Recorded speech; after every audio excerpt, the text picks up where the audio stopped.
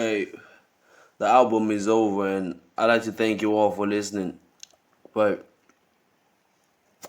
before I love and leave y'all, I have a story to share with you.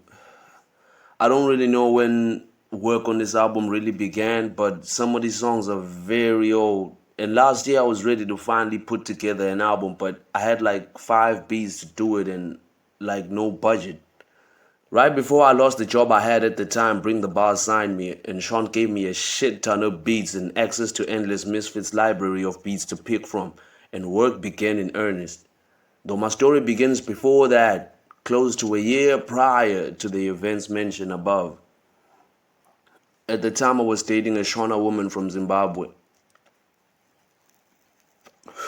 and she's the one who named me AKASHINGA.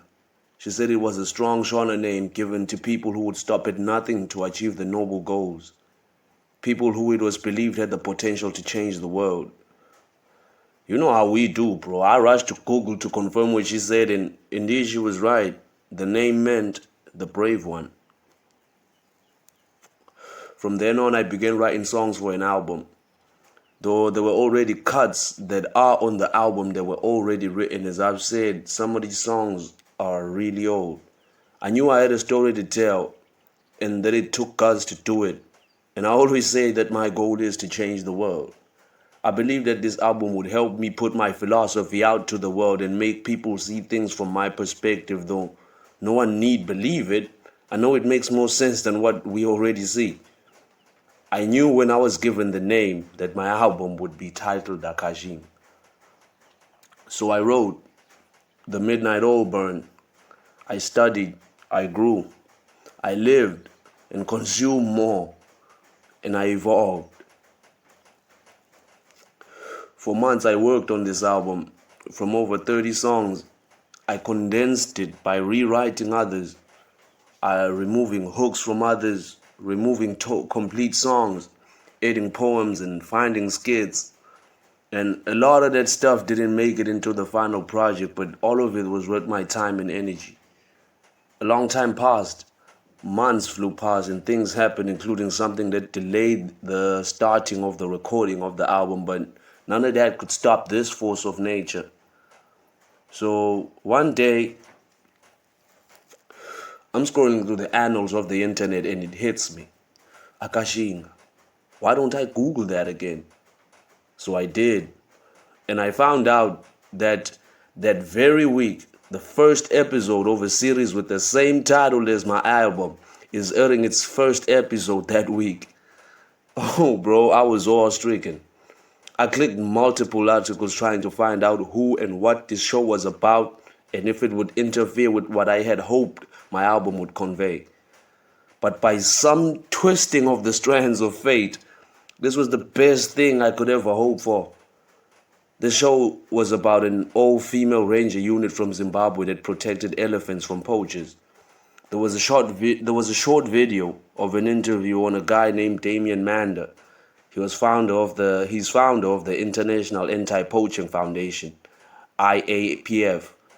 Dude was an Australian Navy Special Ops sniper who served 12 tours of duty in Iraq over 3 years. Then, 11 years ago, he resettled to Southern Africa where he founded the IAPF. In 2017, the same IAPF launched AKASHINGA as a woman empowerment initiative. In his very own words verbatim, Mr. Mander said, AKASHINGA is purpose that seeks out the toughest of the tough to be nature's fiercest protectors. When spirit and character meet purpose, nothing can stand in your way. Man, tears came to my eyes and I cried because that resonated deeply with me and the cause behind my album. That was the very purpose of this work. To this day, unfortunately, I have never seen a single episode of the show. But that's because I know that in as much as there may be parallels, the show tells a totally different story about these women. I know that nothing is coincidence, and the rarity of such a sequence of events made this album feel like something ordained by the heavens. An alignment of certain stars, if you will. It was my sign to go ahead. The gods had laid their path for me in stone. AKASHINGA is purpose that seeks out the toughest of the tough to be nature's fiercest protectors. When spirit and character meet purpose, nothing can stand in your way. And indeed, nothing has. I have fought almost literally at times tooth and nail to get this album from paper to music, and it came out just as it was meant to. I broke all the rules. From long songs to bringing back all three verses, at times no hooks, just long verses until the track is over. But that's what art is. It's freedom of expression. And there should be no rules for how we express ourselves. Art is the science of emotion, and the laws of the sciences are not created by man. They are simply revealed to him and he adheres, just like the laws of physics or math. I did what was right. I spoke the truth as is, regardless of its nudity, and I pray it lands on welcoming ears. Not only that, but also on hearts brave enough to change our world for the better, for the generations that come after us. We weren't given that, but we know better, and it begins with the music. If AKASHINGA will be the first of its kind, then bless the gods, but I pray this painting of mine can show you the beauty of the future if we do this right. May all those who have lost their lives in this music rest in peace. I'm really sorry you were the scapegoats of a culture that was created to destroy us. Thank you.